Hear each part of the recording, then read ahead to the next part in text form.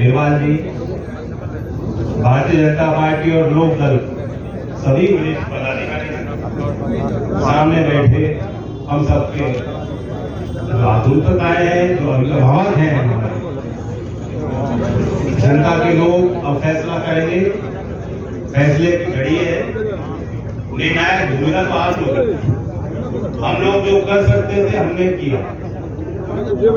आपने लोकदल के लोगों ने चौधरी अजीत सिंह जी के जाने के बाद मुझे जिम्मेदारी दी और मेरी एक कोशिश है कि मैं ऐसे फैसले समय में लूं जिसका लाभ और प्रभाव आपकी जिंदगी में पड़े।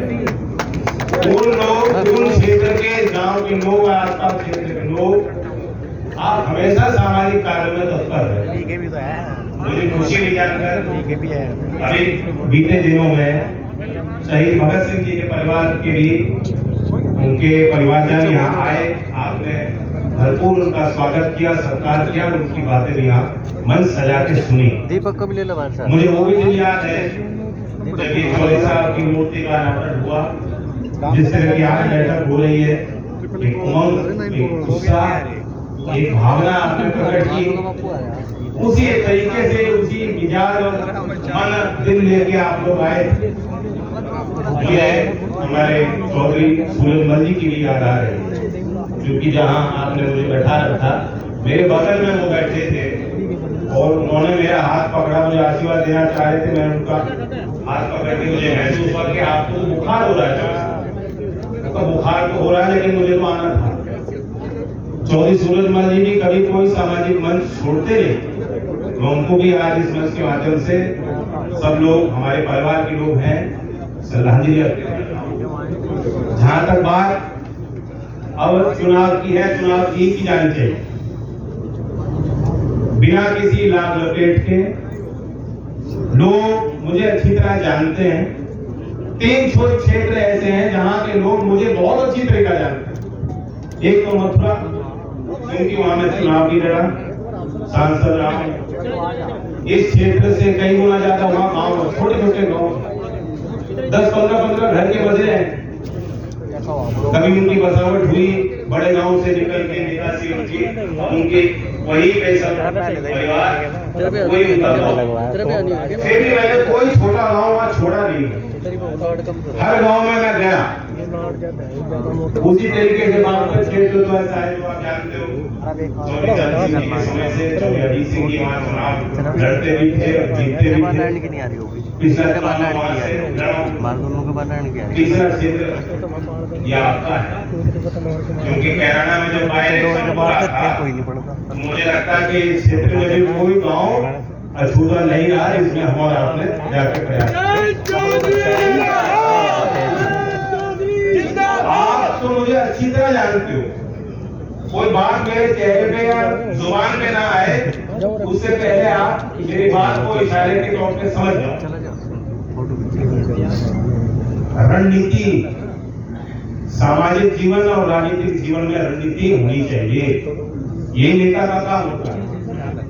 शतरंज भी यहाँ खेलते होंगे, किसी को शौक है? तो शतरंज में एक ऐसी चाल हो कि प्रतिद्वंदी ये दिखाता है कि मैं कमजोर हो गया और फिर मार दे देता है। कुछ हमारे साथ ऐसा ही करना चाहती थी सामने वाली पार्टी। जिनके साथ हम थे वो हमें बेगम दे रहे थे और राजा मारना चाह रहे थे। बताओ,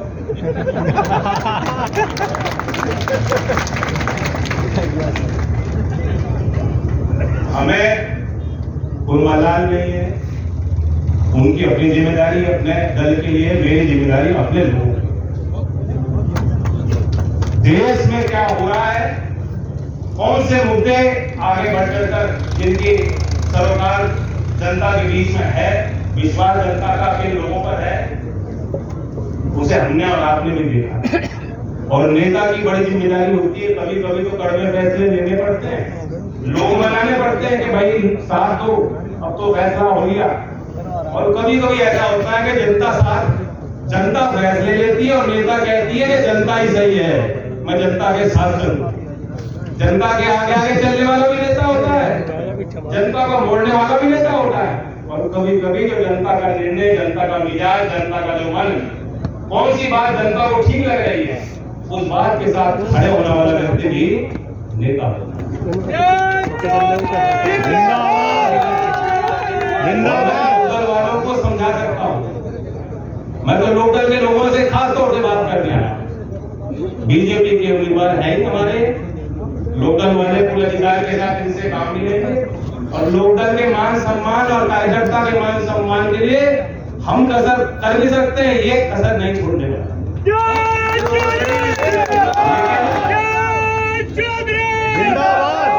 मैं लोकल के लोगों से खास तौर पे बात यही करना चाहता हूँ कि हमने और आपने तो संघर्ष बहुत किया। अब आप भी सोचिए, हमारे जो मुद्दे हैं, आप किसान की तरफ देखिए, किसान की अगली पीढ़ी जो है, चौधरी अजीत सिंह जी क्या हमारे क्षेत्र के लिए चाहते थे, वो चाहते थे कि यहाँ जमीनें तो इतनी छोटी रह गई, बंटवारे होते रहे, आगे भी होंगे, सामाजिक व्यवस्था कुछ ऐसी है कि खेती के लायक जमीन तो और कम बचेंगे, जब तक कोई दूसरा स्रोत खड़ा नहीं होगा रोजगार का। खेती से अलग हटके भी औद्योगिक क्षेत्र में बहुत विस्तार होने की जरूरत है। उत्तर प्रदेश में लास्ट चीनी का उद्योग चौधरी अजीत सिंह ने स्थापित किया, और उसके बाद भी बहुत ज्यादा तरक्की हमने होती नहीं देखी। अब हमने देखा है कि सरकार ने जो केंद्र में है, उन्होंने एक इच्छा शक्ति उनकी है जो प्रबल है और जो दिखाई पड़ती है। इनके नजर में कोई काम छोटा नहीं है। जब तक ये सोच हम समाज में और नेताओं में पैदा नहीं करेंगे कि काम कोई कमजोरी या छोटा नहीं, खासकर मजदूरी करने वाला मजदूर, जो कारीगर हैं, कुम्हार है, लोहार है, सुनार है, जो हाथों से काम करते हैं, आपको लगता है कि यार ये बहुत छोटे काम। कई बार मुझे लोग आगे मिलते हैं कि हम तो बड़े छोटे समाज से, मुझे टोकना पड़ता है कि छोटा समाज क्या मतलब होता है। तो ये जो छोटे बड़े की आपस में बैर करने की हमारे क्षेत्र में पुरानी फितरत है, और ये रोग दिख रहा है।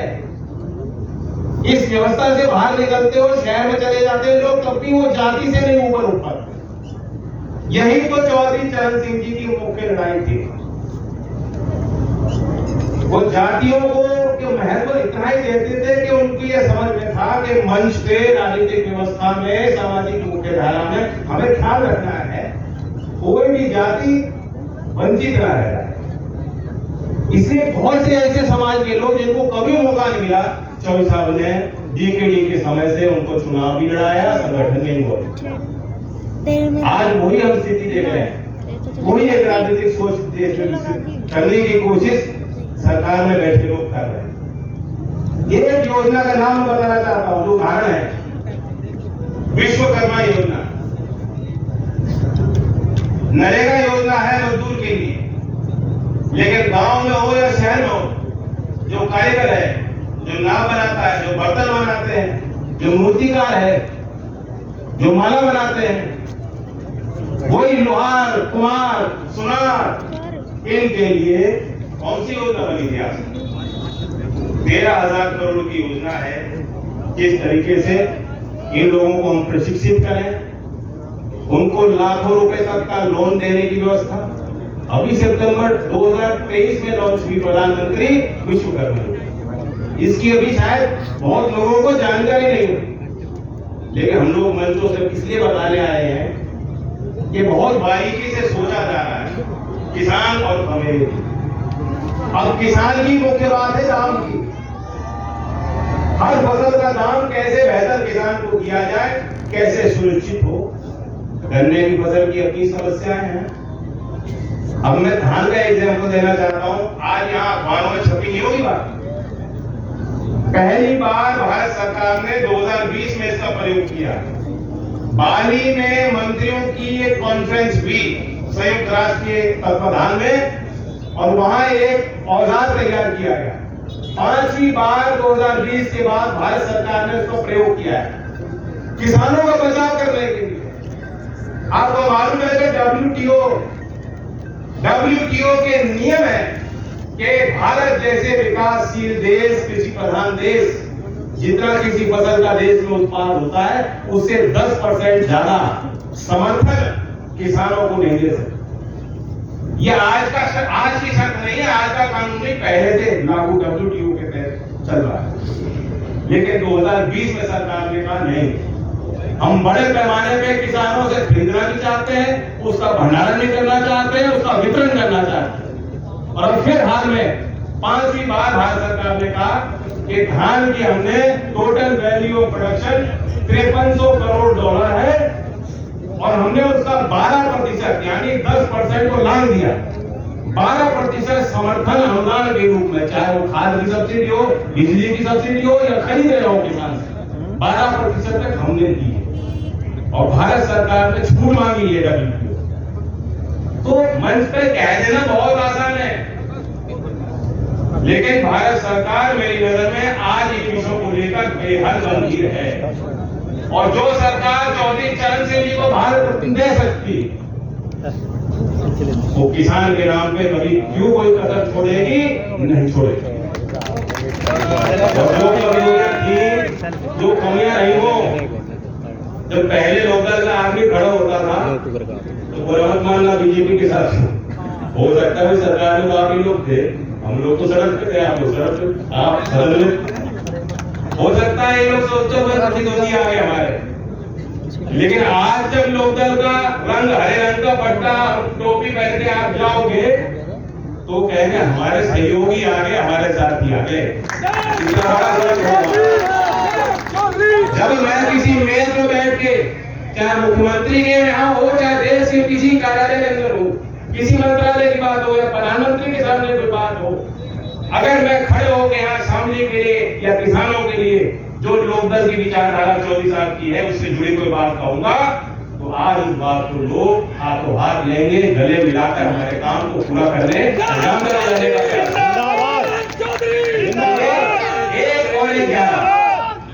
ये एक और एक 11 अब अखिलेश जी को मुझे 6 और 7 का गणित सिखाना चाहते, बट मैंने बता दिया देखो हमें दे रहे थे और मारना हमें चाहते, तो इसका तोड़ के आपको ही ढूंढना पड़ेगा। प्रदीप जी भी सहयोग करेंगे किसान के विषयों पे, पूरे अधिकार के साथ आप जाके ईमानदारी से अपने काम कराना, हाथ पकड़ के अपने गांव की तस्वीर दिखाना। उनके लोगों का, इस क्षेत्र के लोगों का विशेष तौर से मैं धन्यवाद देता हूँ। यहाँ से मुझे जाना है मुजफ्फरनगर और फिर बिजनौर, आज कार्यक्रम बिजनौर क्षेत्र के लिए। मैं आखिर में कहता हूँ, अगर आप बागपत से डॉक्टर राजकुमार सांगवानी का नाम सुना है कि करीब से देख रखे हैं, मुझे लगता है कि कितने लोग यहाँ चुनाव लड़ चुके बताओ, लोकल वाले कितने लोग चुनाव लड़ चुके, जिला पंचायत,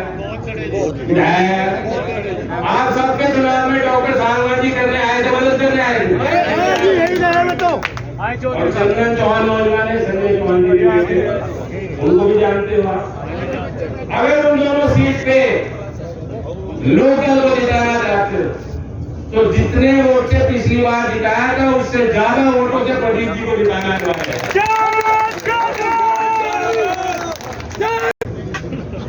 तो अगर बागपत में आप नुकसान नहीं कराना चाहते, बाद में लोग खोल बनाएंगे तो कुछ जयंती कर ले इशारा। कुछ पत्रकार ऐसे हैं, मैं तो खुल के जो बोलता हूँ, जिनसे बोलता हूँ पहले सोच के लिया था क्या बोलूं। कोई लाभ लपेट नहीं है, सीधी ईमानदारी सी बात, हम लोग साथ ही अड़ाते हैं। बीजेपी के कार्यकर्ता को लाने की जरूरत नहीं, हम साथ ही अड़ा के ईमानदारी के साथ इनके साथ देने के लिए।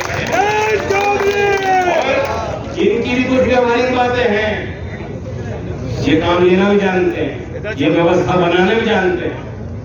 कांग्रेस के साथ 5 साल हमने राजस्थान में सरकार में साझेदार थे, उनके 99 विधायक आए थे, भरतपुर से आपका एक आया, तब सरकार बनी थी। लेकिन 5 साल बात मैं बताना चाहता हूं, 5 साल हम उनको जाके कहते थे कि हाँ विश्वविद्यालयों में चौधरी चरण सिंह जी की पीठ स्थापित कर दो। राज्यपाल से हमारे लोग मिल के आए, राज्यपाल जी ने कहा मैं तैयार कर रहा हूँ, राज्य सरकार प्रस्ताव तो भेजे। और फिर जब चुनाव आया पिछली बार 2 सीट दी थी, इस बार 1 काट के 1 कर दी। कहीं पूछा नहीं कि प्रचार करने आ जाओ, मैं तो उनकी मदद करता। और यहाँ बीजेपी 13 तारीख में मुझे बीकानेर और चूरू बुला रही है कि आइए और 400 पार का नारा देके मोदी जी को मजबूत कीजिए। तो ये तो फर्क दिखाई दे रहा होगा लोगों को। हम लोग जो करते हैं मान सम्मान के लिए करते हैं, बाकी सब बात पीछे है। जो पगड़ी बनाई वो मान सम्मान की पगड़ी है, वो मैच कपड़ा नहीं है, मैंने उतार दी मरमान ना। चौधरी अजीत सिंह जी के जाने के बाद खबरों में जब मुझे पगड़ी पहनाई है, तो मैं तो ये मानता हूँ कि पगड़ी आपके मान सम्मान की, बहुत बढ़िया मान सम्मान की रक्षा भी आपको करनी है, हमारे गठबंधन को मजबूत बनाना।